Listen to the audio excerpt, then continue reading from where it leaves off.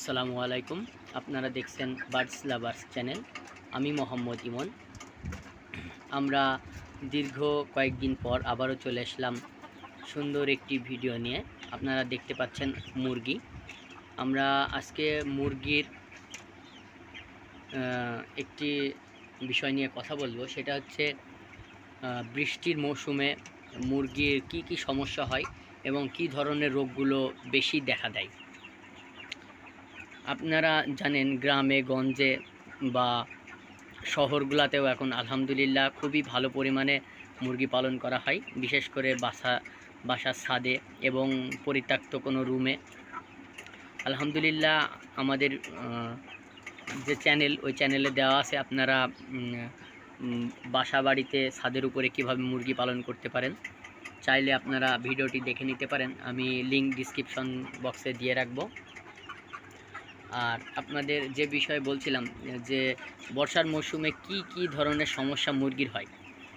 মূলত বর্ষার মৌসুমে দেখা যায় যে মুরগি যদি কোনো রকমে ভিজে যায় বা ঠান্ডা লাগা সমস্যা থাকে, ওখান থেকে আপনার মুরগিটা দেখা যায় মানে যত মুরগি আছে সেখান থেকে সে সম্পূর্ণ আলাদা হয়ে কোনো এক জায়গায় ঘাপটি মেরে দাঁড়িয়ে থাকে, ঠিকমতো খাওয়া দাওয়া করে না।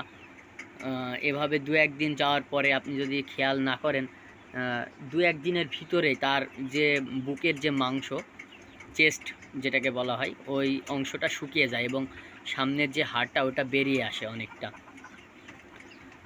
সে খায় না। এইটা হওয়ার মূল কারণ হচ্ছে একটি মুরগি যখন বড় হয় বা আপনার যখন সে ফার্মে থাকে বা যেখানেই থাকে, খাবার দাবার খায়, বিভিন্ন রকমের খাবার আপনি খাইয়ে থাকেন, সেখান থেকে তার কৃমি হয়, পেটের ভিতর কৃমি হয়।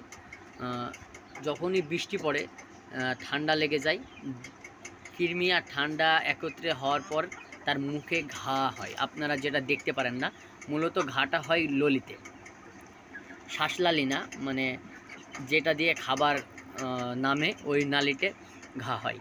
হওয়ার ফলে সে কিছু খেতে পারে না, খেতে ভালো লাগে না। আপনারা যদি পরীক্ষা করতে চান তাহলে যদি ওরকম মানে চেস্ট শুকিয়ে যাওয়া কারো মুরগি যদি আপনার বাসাতে থেকে থাকে বা কোনো জায়গায় হয়, আপনারা পরীক্ষা করতে পারেন।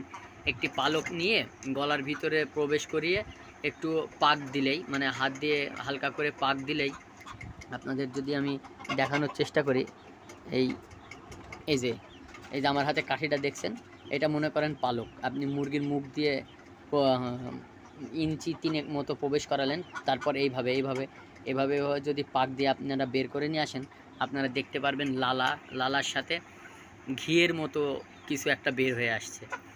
ওটা আসলে ঘায়ের যে ক্ষত তৈরি হয় সেখানে জমাট বাঁধা ময়লা আর কি, ওগুলোই বের হয়ে আসবে। এই মুরগির যদি ট্রিটমেন্ট করার কথা বলেন যে কিভাবে ভালো হবে, এটা ভালো করার জন্য অবশ্যই ঔষধ আছে। আপনারা কোনো বড় ডাক্তারের সাথে পরামর্শ নিতে পারেন। আর আপনি যদি বলেন আমরা ঘরোয়া পদ্ধতিতে কিভাবে ভালো করতে পারি, এটারও একটা ট্রিটমেন্ট আছে। সেটা হচ্ছে আপনার যে মুরগি, ওইটাকে একদম কাঁচা হলুদ নিয়ে আসতে হবে। আনার পর একটি ছোট পিস, একটি গ্যাসের বড়ির মতো পিস আপনাকে নিতে হবে।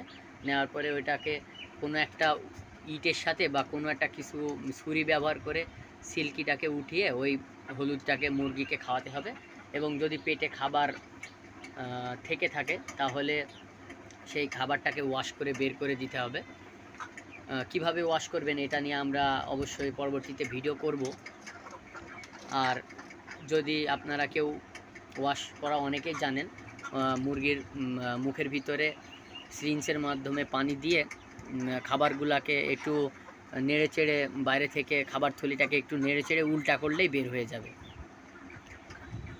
এভাবে পরিষ্কার করে দেওয়ার পরে আপনি কাঁচা হলুদটা খাইয়ে দেবেন। তারপর আপনি মুরগিকে মনে করেন যে হালকা পাতলা একটু গমের যে ময়দা আছে ওটা গুলে খাওয়াতে পারেন, বা অন্য ধরনের খাবার ছোলা ভিজিয়ে আপনি খাইয়ে দিতে পারেন। এভাবে আপনি 2-1 দিন করলেই যখন মুরগি সুস্থ হয়ে যাবে তখন আপনি অবশ্যই কৃমির ডোজ করাবেন। আর যে কথা যে এই রোগটা কিভাবে হবে না এই বিষয় নিয়ে যদি বলি, সেটা হচ্ছে বৃষ্টির মৌসুম 2-1 দিন বৃষ্টি হলেই এর ভিতরে আপনারা চেষ্টা করবেন কৃমির ডোজ করাতে। অন্যান্য পাখির ক্ষেত্রে আমরা যেরকম কৃমি ওষুধ খাইয়ে থাকি, ঠিক ওইভাবেই মুরগির জন্য আপনারা কৃমির ওষুধটা ব্যবহার করবেন। কৃমির ডোজ কীভাবে করবেন ওটার লিঙ্কও আমি ডিসক্রিপশন বক্সে দিয়ে রাখবো। আমার পাখিকে আমি কিভাবে কৃমির ডোজ করাই, সমস্যা নেই, আপনারা দেখে নেবেন। পরিমাণটা আপনারা ওই দেওয়া থাকবে ওষুধের গায়ে, সেখান থেকে পরিমাণ মতো আপনারা মুরগিকে ব্যবহার করবেন, যেই মাত্রায় ব্যবহার করা যায়, বা আপনারা কোনো ডাক্তারের পরামর্শ নিয়ে সেভাবে ব্যবহার করবেন, তাহলে ওই সমস্যাটা আলহামদুলিল্লাহ হবে না। আপনারা যদি একটু দেখেন, আমি সবসময় আপনাদের প্র্যাকটিক্যালি বিষয়গুলো আমি বেশি ফলো করি। আমি মনে করি মানুষকে প্র্যাকটিক্যাল দেখানোটাই বেস্ট। আপনি আমার দেখুন, একটি মুরগিও আল্লাহর রহমতে কত সুন্দর, একটি মুরগিও আপনি অসুস্থ পাবেন না, খুবই সুন্দর পরিমাণে তারা সুস্থ, দেখুন আলহামদুলিল্লাহ। আজকের ভিডিও এই পর্যন্ত। যদি ভালো লেগে থাকে আমাদের ভিডিওগুলো অবশ্যই চ্যানেলটি সাবস্ক্রাইব করে পাশে থাকা বেল আইকনটি বাজিয়ে দিবেন। ভালো থাকবেন, সুস্থ থাকবেন। আমাদের ভিডিও এই পর্যন্তই।